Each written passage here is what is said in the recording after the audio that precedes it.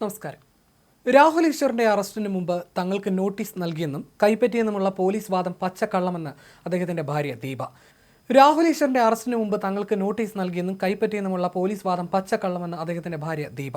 രാഹുലിന് ജാമ്യം നിഷേധിച്ച കോടതി നടപടിയിൽ പ്രതിഷേധിച്ച് ജയിലിൽ നിരാഹാര സമരം തുടങ്ങുമെന്നും ദീപ അറിയിച്ചു.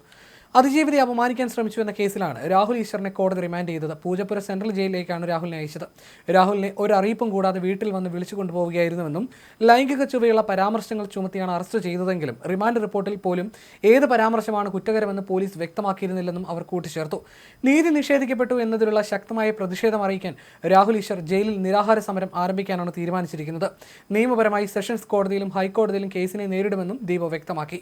മാധ്യമങ്ങൾ ഇര എന്ന പ്രയോഗം പ്രയോഗിച്ച് ഒരു വ്യക്തിയെ മാത്രം മഹത്വവൽക്കരിക്കുന്നു. രണ്ട് വ്യക്തികൾ ഉൾപ്പെടുന്ന ഒരു വിഷയത്തിൽ ശരിയും തെറ്റും രണ്ടുപേരുടെയും ഭാഗത്തുണ്ടാകാം. എന്നാൽ അതിനെതിരെ സംസാരിച്ച ഒരാൾക്ക് ജാമ്യം പോലും നിഷേധിക്കപ്പെടുന്നത് ശരിയല്ലെന്നും അവർ പ്രതികരിച്ചു.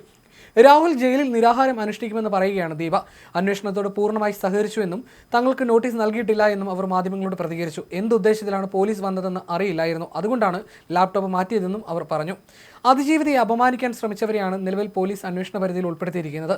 സമാനമായ ആരോപണങ്ങൾ നേരിടുന്ന സന്ദീപ് വാര്യർ, അഡ്വക്കേറ്റ് ദീപ ജോസഫ്, പത്തനംതിട്ടയിലെ മഹിളാ കോൺഗ്രസ് നേതാവ് എന്നിവർക്കെതിരെയും തുടർ നടപടി ഉണ്ടാകുമോ എന്ന ചോദ്യം പ്രസക്തമാണ്. അതേസമയം കേസിൽ പ്രതി ചേർക്കപ്പെട്ട രാഹുൽ മാങ്കൂട്ടത്തിലിന്റെ മുൻകൂർ ജാമ്യാപേക്ഷ ഡിസംബർ 3-ാം തീയതി കോടതിയുടെ പരിഗണനയ്ക്ക് വരും. കേസിലെ മുഖ്യപ്രതി ഇപ്പോഴും ഒളിവിലാണ്.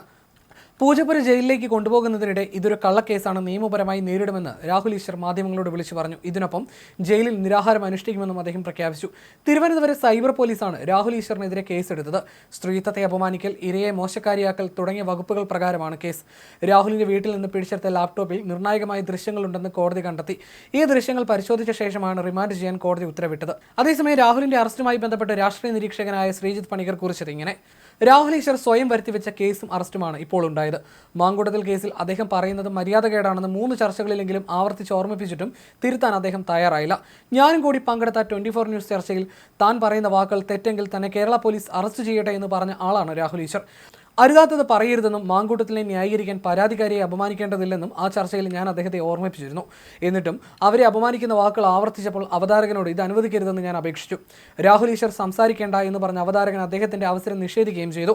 ജാമ്യാപേക്ഷ പുറത്തു വന്നപ്പോൾ രാഹുൽ ഈശ്വർ തലേ ദിവസം 24 ന്യൂസിൽ പറഞ്ഞ ന്യായങ്ങളെല്ലാം പൊളിഞ്ഞെന്ന് അടുത്ത ന്യൂസ് 18 ചർച്ചയിൽ അദ്ദേഹത്തെ ഓർമ്മിപ്പിച്ചു. എന്നിട്ടും മാങ്കൂട്ടത്തിനെ ന്യായീകരിക്കുന്നതിനൊപ്പം പരാതിക്കാരിയെ അപമാനിക്കാനും അദ്ദേഹം ശ്രമിച്ചു. പിന്നീട് അത് അദ്ദേഹം നിരന്തരം ആവർത്തിക്കുകയും ചെയ്തു. മാങ്കൂട്ടത്തിൽ പോലും പറഞ്ഞിട്ടില്ലാത്ത വിചിത്രവാദങ്ങൾ രാഹുൽ ഈശ്വറിന് എവിടെ നിന്നാണ് കിട്ടിയതെന്ന് ഞാൻ ചോദിച്ചിരുന്നു.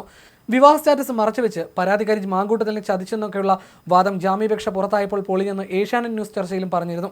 അതിന്റെ തുടർച്ചയിലാണ് രാഹുലിന് പിന്നീടുള്ള ഇടപെടലുകൾ ഉണ്ടായതും ഇപ്പോൾ അറസ്റ്റിൽ കലാശിച്ചതും. തിരുത്താൻ അവസരം ആവോളം ലഭിച്ചിട്ടും പരാതിക്കാരിയുടെ സ്വകാര്യതയെ മാനിക്കാതിരിക്കാൻ അദ്ദേഹം ശ്രമിച്ചതിന് ഒരു ന്യായീകരണവുമില്ല. ന്യൂസ് 18 ചാനലിൽ അവതാരകൻ എന്നോട് ചോദിച്ചിരുന്നു, രാഹുൽ ഈശ്വറിന്റെ പോസ്റ്റുകൾക്ക് കിട്ടുന്ന വലിയ സ്വീകാര്യതയുടെ കാരണം എന്താണെന്ന്. ഞാൻ പറഞ്ഞ മറുപടി ആവർത്തിക്കുന്നു: മാന്യമായ എന്ത് വസ്ത്രം ധരിക്കാനും വ്യക്തികൾക്ക് നമ്മുടെ ഭരണഘടന സ്വാതന്ത്ര്യം നൽകുന്നുണ്ട്.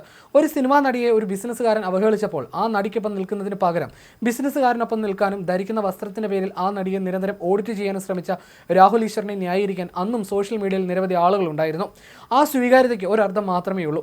ഭരണഘടനയെക്കുറിച്ചും നിയമങ്ങളെക്കുറിച്ചും അറിയാത്ത വിഡ്ഢികൾ ഈ നാട്ടിൽ ധാരാളമായിട്ടുണ്ടെന്നും അദ്ദേഹത്തിന്റെ കുറിപ്പിൽ പറയുന്നു.